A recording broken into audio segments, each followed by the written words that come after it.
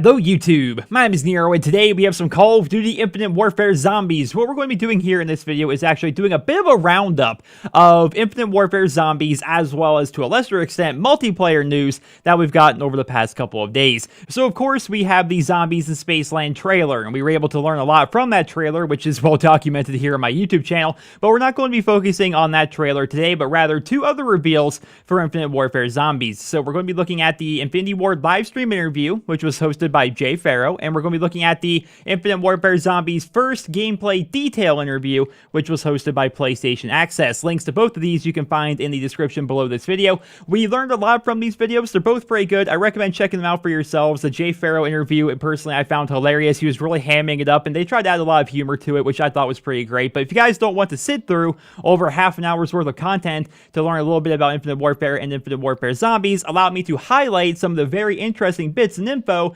regarding Infinite Warfare here in this video. So let's start things off here with the fact that weapon progress in Infinite Warfare will carry over from multiplayer into zombies. Specifically, they said if you like to play with a shotgun and you level up your shotgun in the multiplayer, when you go into zombies, it will already be leveled up for you. You can have up to 6 attachments on your weapon at one time in Infinite Warfare, which is pretty interesting. That says to me that we're going to be seeing the return of a pick 10 system in the Infinite Warfare multiplayer. They did not specifically say that you can level a weapon in zombies and have that carry over into the multiplayer, but they did say you can level a weapon in the multiplayer and have that carry over into zombies. And the quote they basically gave, I'm paraphrasing here, was that the weapon leveling in zombies and multiplayer is shared. I find that to be very interesting. So I assume in the multiplayer we're going to be leveling our weapons, maybe similar to what we did in Modern Warfare 3, where the more you level up a weapon, the more attachments you unlock for it. And I think it's pretty cool if you can do that in zombies, because there's weapons that, let's be frank, are not very fun to use in the multiplayer. There's a number of those here in Black Ops 3 that I just don't like using. For example, sniper rifles. And if I could have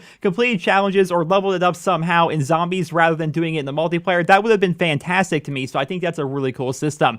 Next up, let's talk about some of the new features that Infinite Warfare Zombies will be having. Now, of course, Infinite Warfare is going to share a number of features with Treyarch Zombies, including Pack-a-Punch. They revealed that Pack-a-Punch is, in fact, going to be part of the Zombies experience, and it's going to be hidden somewhere in the Zombies in Spaceland map. It didn't say where or how you unlock it, but it will be there. And while it's great that we have a number of features that we already know and love, I think a lot of us want to see what are the new features going to be in Infinite Warfare Zombies, and they went and covered a lot of that in these two videos. One of these features is going to be the Lost and Found, and we have a little bit of gameplay here in regards to Lost and Found. It's going to be basically a catch-up mechanic. So if you die, you can make your way to the Lost and Found, and you can purchase the weapons that you had when you died, which I find to be pretty interesting. Now, what this particular person died with was a 9mm pistol along with a Banshee shotgun, and it cost him $2,000 to get those weapons back. Now, I wonder if this is going to scale in some respect. If you have better weapons, this is going to cost more. They didn't go into detail with that, but I imagine that will be the case. Next up, let's talk about the ATM. So this is going to be a very interesting mechanic, almost another catch-up mechanic for players that maybe die at higher rounds.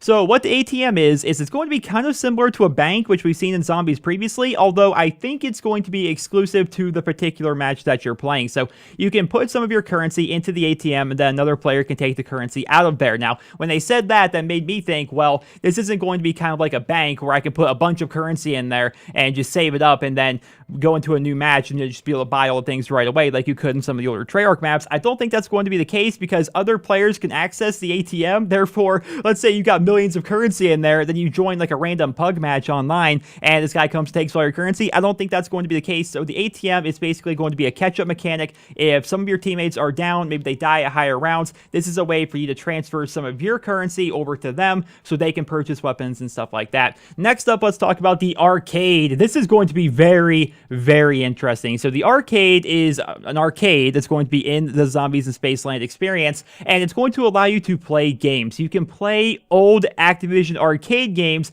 in this Zombies map, and from that you will be able to earn tickets, and you can spend these tickets on items that are going to be called weapons from the future, and I'll be talking about the weapons from the future later on here in this video. The arcade will also be part of a death mechanic, so if you die in Zombies in Spaceland, you can go to the arcade and play the games there, which is going to give you something to do while you're dead, and apparently if you do well enough, you can actually revive yourself by getting enough points in the arcade while you're dead, which I definitely find to be pretty interesting. A lot of the games that you're going to find in the arcade are going to be old Activision games like Pitfall 2, Spider Fighter, Robot Tank, River Raid 2, Demon Attack. I've never played any of these things. These are well before my time. I'm only 24 for crying out loud, but there's going to be a lot of old retro Activision games here that are going to be completely playable, and I think that's pretty awesome. Now let's talk about these weapons from the future, because I'm sure you guys are wondering what those are going to be. So weapons from the future are going to be weapons that are going to be bound to your left bumper. Now, some of these weapons that they mentioned specifically are going to be like the transponder, which is going to be something you throw down on the ground, and then you can run off and do whatever you want, and then if you press your left bumper again, it's going to teleport you back to where you threw down your transponder, which I think is pretty awesome, honestly. It's a teleport mechanic almost. So you place it in like a safe spot, you train a bunch of zombies, and then you teleport back, and it's a really cool idea. You know, you go revive a teammate, teleport back. It's going to be something you can work with. There's going to be something called the repulsor, which is going to allow you to force push zombies back. And we saw instances of that during the trailer, at least I think. This looks like what they were talking about in terms of the repulsor. And then there's going to be something called Armageddon, which is going to allow you to rain meteors down from the sky. Just these are going to be very powerful weapons that you can purchase with tickets that you get from the arcade. Another way that you can earn tickets in this map is not going to be just exclusively playing games, is you can find and build a robot called Neil, the challenge robot. You find all his parts, you put them together, and then once he's assembled, he will give you challenges similar to Extinction, which will also reward you with tickets. Another new mechanic is going to be called team door buys, and this sounds pretty interesting. So instead of making one person, whoever has like the most currency, right, open up the door, you can now do these team door buys where multiple people put in a little bit of currency, and you guys can basically split the cost of the door to open it up, which I think is going to be a pretty cool system, honestly. Next up, let's talk about Fate and Fortune cards. That's right, ladies and gentlemen, Fate and Fortune cards, otherwise known as the Return of Gobblegum from Call of Duty Black Ops 3. So your Fate cards are going to be permanent ones. Like we saw in Black Ops 3, there is permanent Gobblegum, which you will always have, right, that you can just put into your pack before every single game. So those are going to be your Fate cards. And then you're going to have Fortune cards, which are going to be your really powerful consumables that are going to be a little bit more sought after, that are going to be the rare and epic quality ones. Now, you can bring 5 cards with you into a game, and then you have this meter on the bottom right-hand side of your screen. Once that meter fills, you can use one of your Fate and Fortune cards, and then you can use up to all 5 of them in a game. And then once you run out, you can actually go to a fortune teller, which are going to be some fortune tellers set up throughout the map, and then you can purchase 5 more of these cards back, and you can do this 3 times in a game. Some of these cards are going to affect only you. Some of these other cards are going to be team-based. Like, for example, or at least the examples they gave, is one is going to allow you to share health with a teammate. Another one is going to like spawn weapons for your teammates. Like, there's going to be some really cool and interesting mechanics here,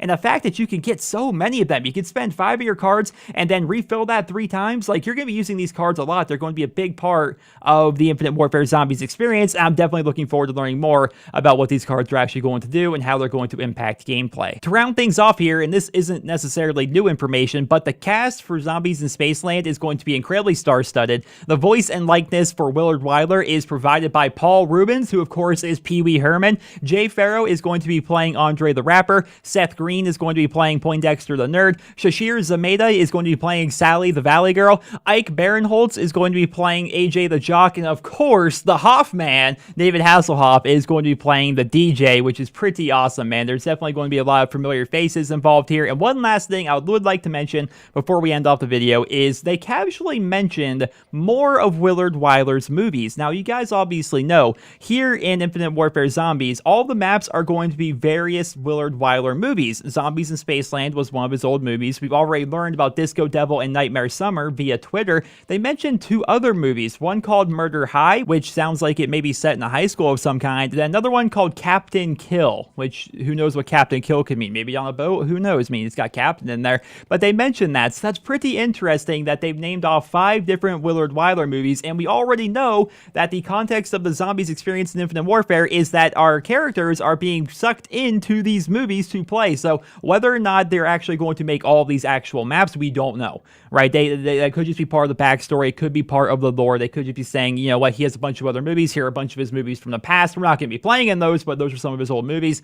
Or they could be suggesting that they already have 5 maps already laid out for Infinite Warfare Zombies. I have no idea, guys. How crazy would it be if once we get further on in the Infinite Warfare life cycle, where DLC is starting to come out, that we get a DLC map called Murder High or something like that, when they already hinted at it back in August. Like, I think that'd be pretty interesting. But ladies and gentlemen, that is going to conclude this little bit of a news roundup. I hope you guys all enjoyed it. If you did, please drop me a rating and let me know down there in the comment section below your opinions on the various aspects of Infinite Warfare's Zombies experience, as well as its multiplayer experience. We got to learn a little bit about the multiplayer here. Not a whole lot, but we did get to learn that multiplayer weapon progress and zombie weapon progress is going to to be shared. We did get to learn that you're going to be able to level up your weapons, which I find to be pretty interesting. And we also learned that you could have up to 6 attachments on your weapon at one time, which says to me that there's probably going to be a pick 10 system of some description in the Infinite Warfare multiplayer. Well, ladies and gentlemen, I hope you guys will enjoy this video. Drop me a rating. Hope you guys all have a wonderful day.